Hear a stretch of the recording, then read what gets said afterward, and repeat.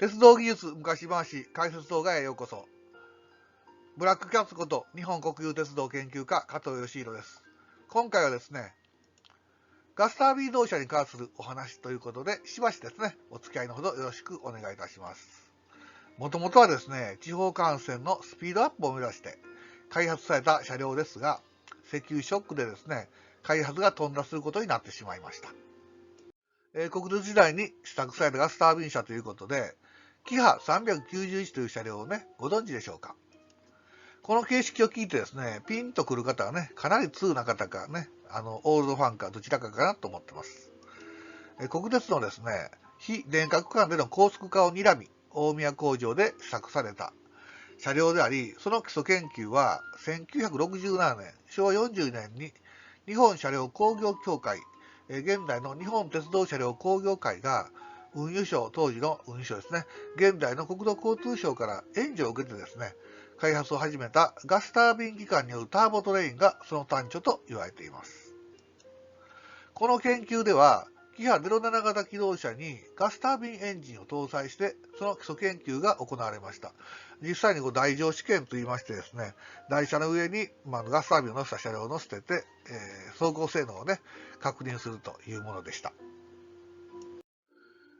非電化区間のエースとして投入されることにということでね、お話をさせていただこうと思います。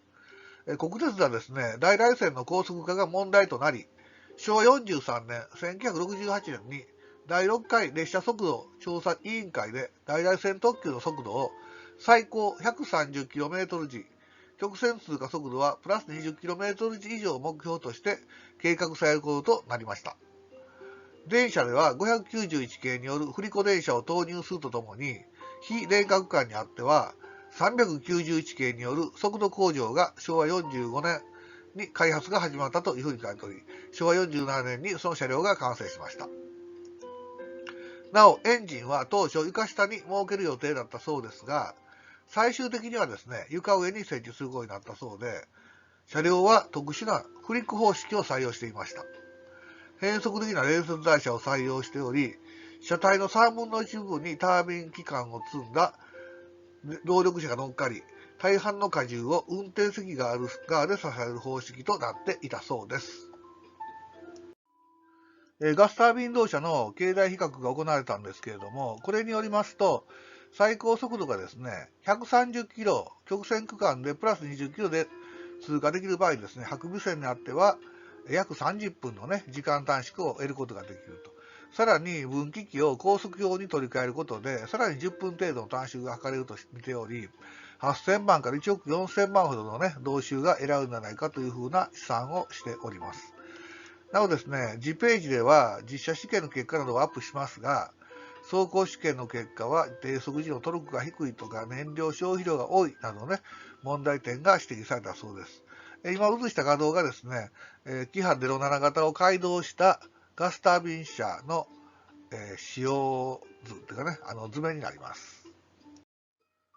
台上試験を経てですね、キハ07型を改造したガスタービン車は、下記の日程でその試験を行ったそうです。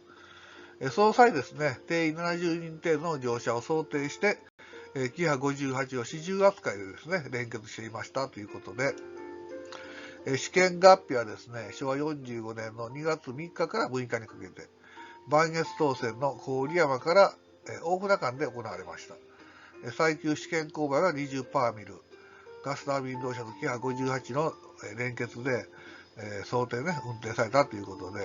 その時ですね、やっぱ問題だったのが加速性能で、当時の新系列機動車と言われているキハ90、91と比べてもですね、極めて加速性能が低いというのがね、問題として指摘されたそうです。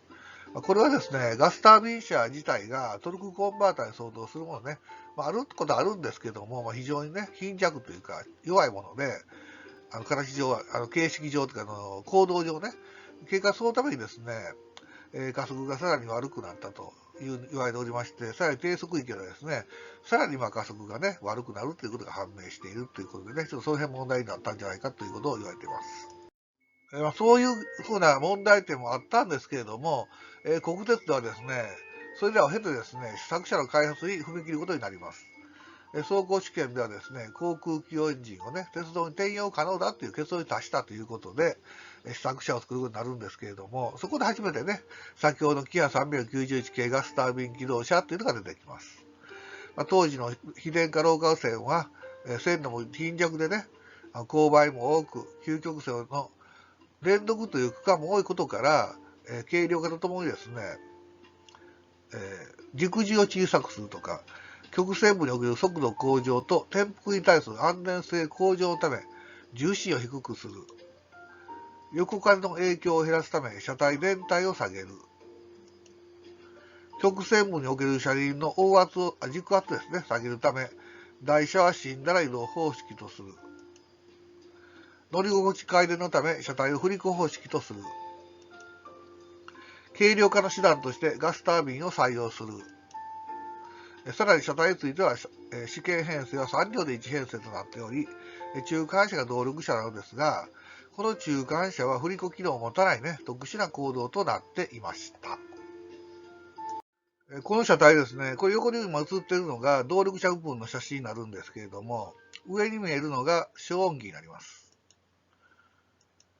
この車体をですね、重心を下げるために、両端の先頭車は800ミリ車輪を採用し、床面高さも920ミリとね、大変低く設定されていたのも特徴でした。